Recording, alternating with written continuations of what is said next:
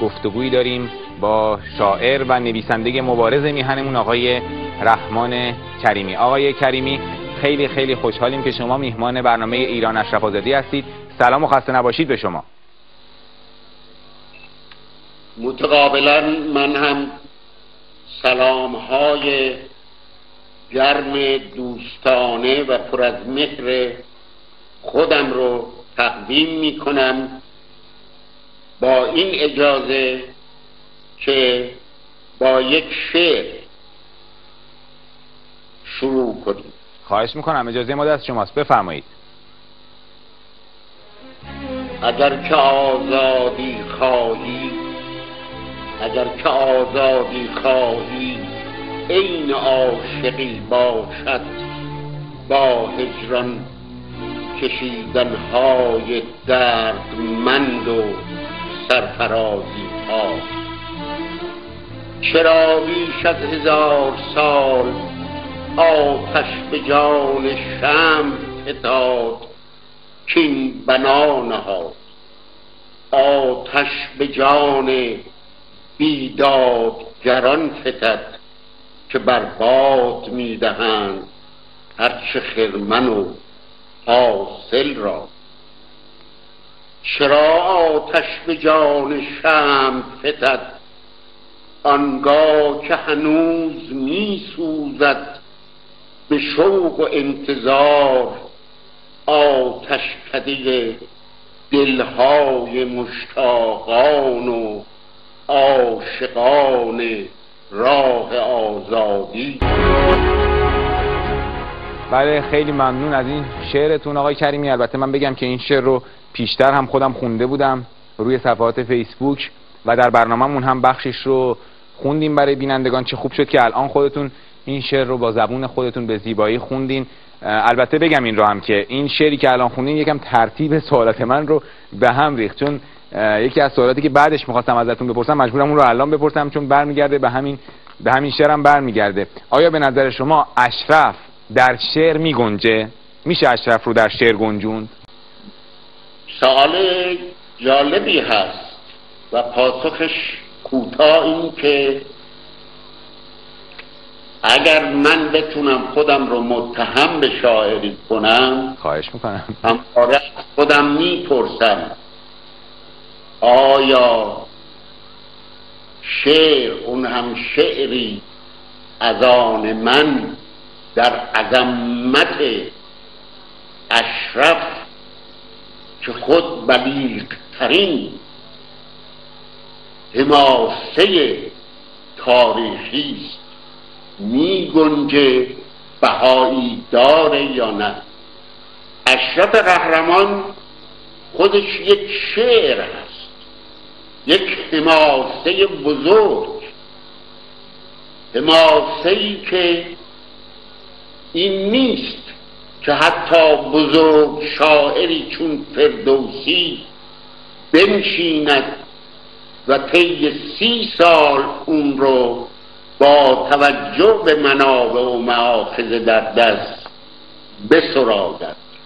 شعر جاری است، شعر زمان هست.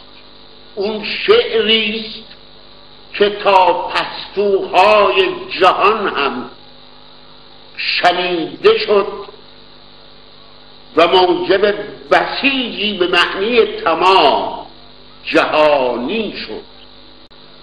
شعر باید در اشرف بگنجد اگر که شاعر زمان خویشتن باشد و متعهد به ملیت، به شؤون ملی، آزادی خواهی نه ادعایی، واقعی و بشری.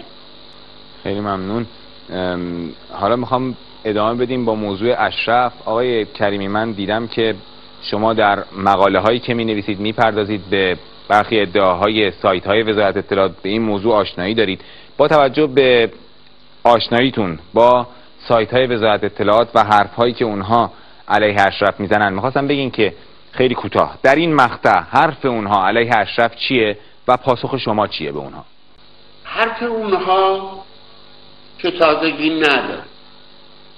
از زمانی که مقاومت به رهبری هدایت مسعود شروع شد، ژاژخایی ها، یاوه سرایی ها، خلط مبحث ها، لوث کردن واقعیت ها و حقایق همراه با سرکوب تمام عیار عریان شروع شد.